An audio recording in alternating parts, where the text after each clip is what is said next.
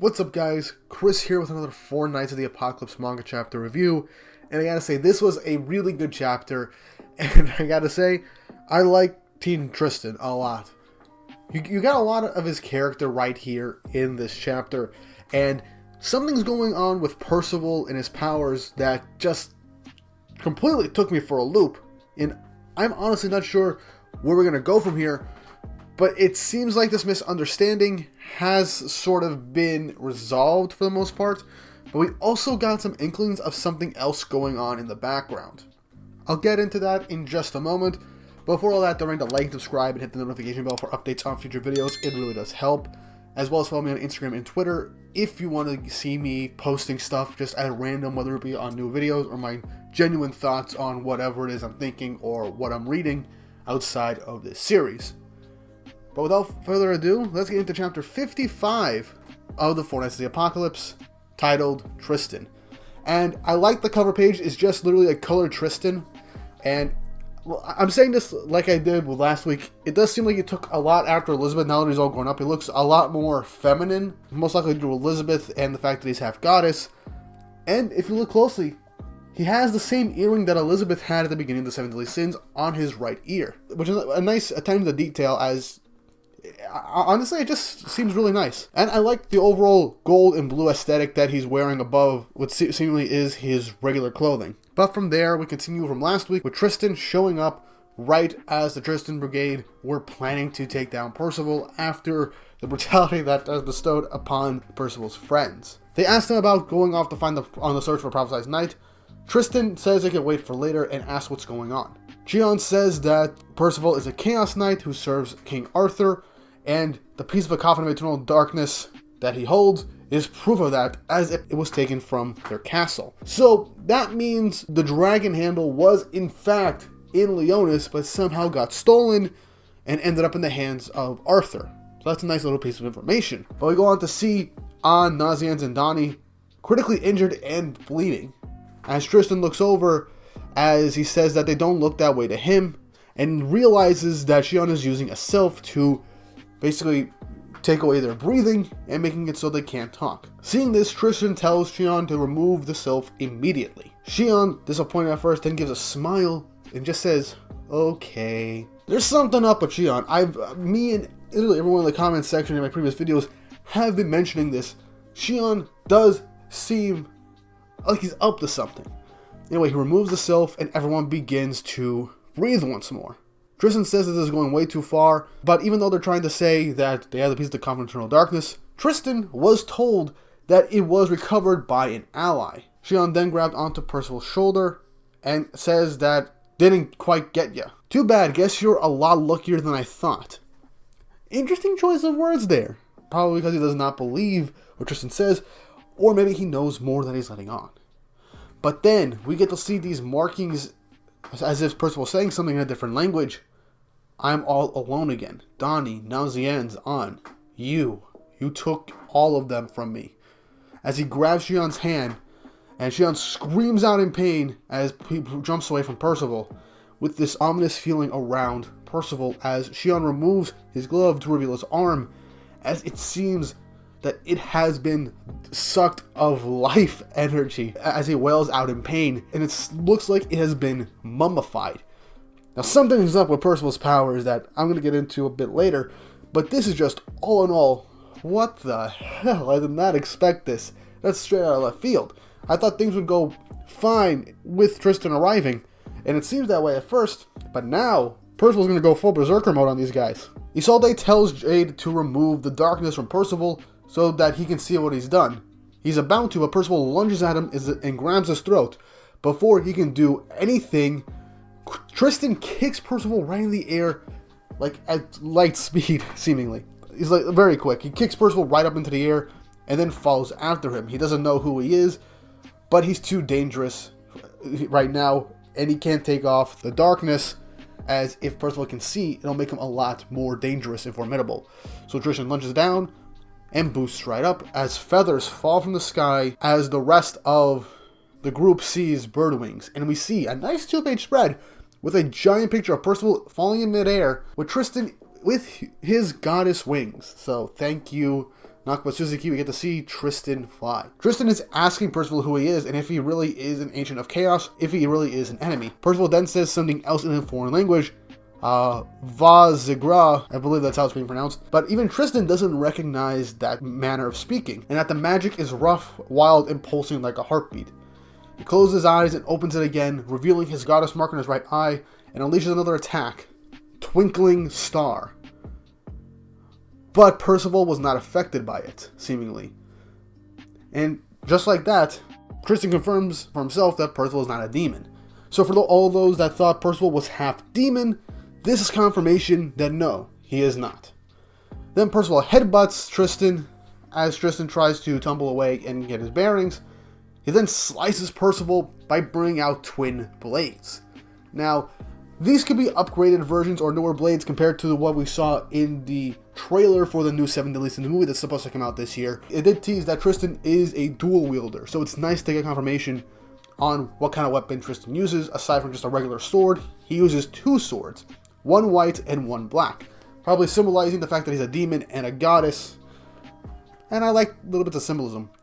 But anyway, after slicing up Percival, Percival falls down onto the ground in front of the Tristan Brigade and his friends, and he comes back up, seemingly like he's coming back from the dead, says another word, Yogg, and Isolde asks Tristan as he lands for them to join them.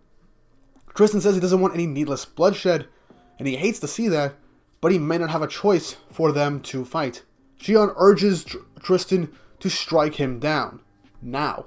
But Tristan looks over and sees Nazianz, An, and Donnie stepping up in front of Percival to protect them. They're saying that they won't let them lay a hand on him. They're here in Leonis to protect Percival. Donnie says that he is their hope. Tristan yells at them to get out of the way and that they're in danger. Percival is not normal. An laughs and then hugs Percival, saying that whether or not he's normal, he's Percival. Nazianz hugs him as well, says that they're right there. They'll never leave him alone again. And I like we got a nice little shot of Percival's thing, seeming that he's calmed down. And Tristan says that the magic waves are stabilizing. And Donnie calls them out on it about them being Holy Knights of the illness, even saying that Percival is one of the 4 Knights of the Apocalypse that Meliodas invited here. And everyone is shocked to this. But Shion, we get this nice little panel with Shion with a little tss, like, damn it, the cat's out of the bag. Like he knew all the information beforehand, and he wanted to avoid this. Tristan then commands Jade to remove the darkness, and as the darkness is dissipated, we see Percival with tears in his eyes saying, "Guys," with everyone else smiling right at Percival as the chapter ends. Now this was a really nice chapter, and I am honestly very, very happy with how this turned out. This is literally just, for the majority of it, Tristan versus Percival. Honestly, I really was kind of hoping that, I'm not gonna lie, I was kind of hoping that maybe Lancelot would show up and try and, you know, talk things out, maybe even have like a little match against Tristan, because, let's face it, it was stated in the one-shot for Lancelot that he and Tristan, as kids, got into a skirmish which left Tristan with his scar. So that would have been an awesome thing, and I feel like we could get a fight between Tristan and Lancelot. Hell, this was something that was done, I think, on the Reddit or on Twitter. I don't know who made this comment, but I completely agree. The final fight of Demon Slayer Season 2, I feel like if it was ever to get animated, Tristan versus Lancelot should look like that. Just pure chaos and fast-paced action. I got sidetracked there. So let's review. Percival is not a demon, much to a lot of people's theories and speculations on him being a demon. But that language he's speaking is unknown to Tristan, which states that it's either something new or something that no one else has been able to speak. For all we know, it could have to do with Beli Alwyne. Now, if we look back, I do think Merlin spoke a language that could not be understood by anybody, and is not the human tongue, or any other tongue, mind you. But it could be that Percival, his powers are linked to that, or maybe the power of chaos or something like that. Now, I forgot who commented this, but I think this was from last week's chapter review. They talked about how perhaps the powers of the 4 Knights can be inversions of each other, like opposites.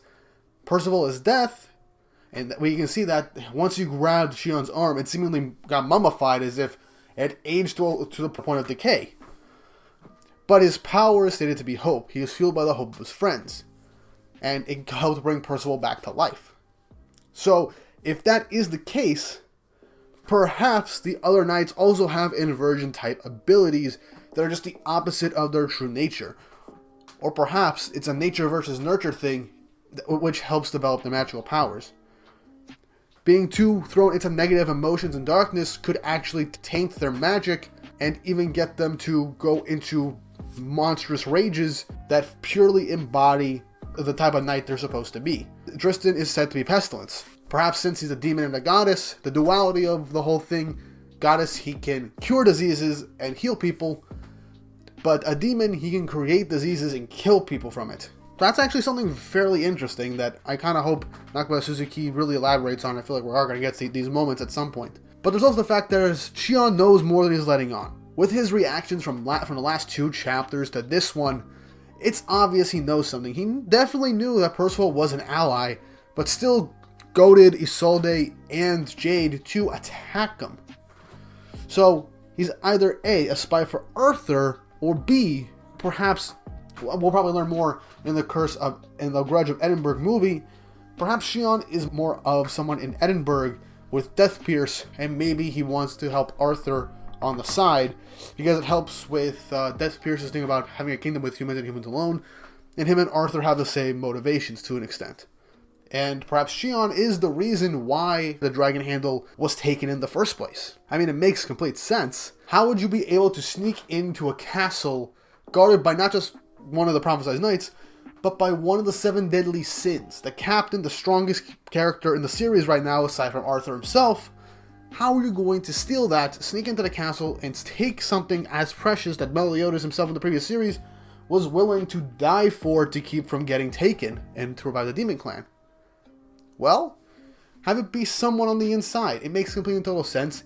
I know it's an obvious trope for a traitor type deal, but I feel like, yeah, in a series like this, you are going to have something like this, and the plot points in this chapter has been established with the scabbard being taken away, and with the last 2 chapters and this one, just literally feeding us, Shion knows what he's letting on, and there's something up with that guy. Not even letting everyone explain themselves or talk, just go on, let's kill them all. But overall, that was a really good chapter, and I can't wait to see what happens next week. Whether or not we meet up with Meliodas or Lancelot again and get actual answers next chapter, or we'll get the lead up to the answers next week.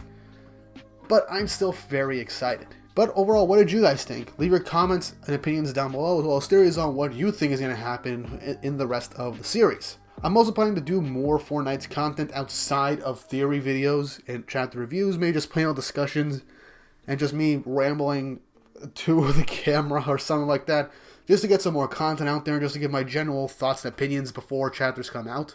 But in all honesty, I'm going to try and make more Four Knights content. And if you want to help to support the channel more directly, go and check out my Patreon and my Ko-fi accounts, as I do want to make more larger videos aside from theories and discussions and chapter reviews.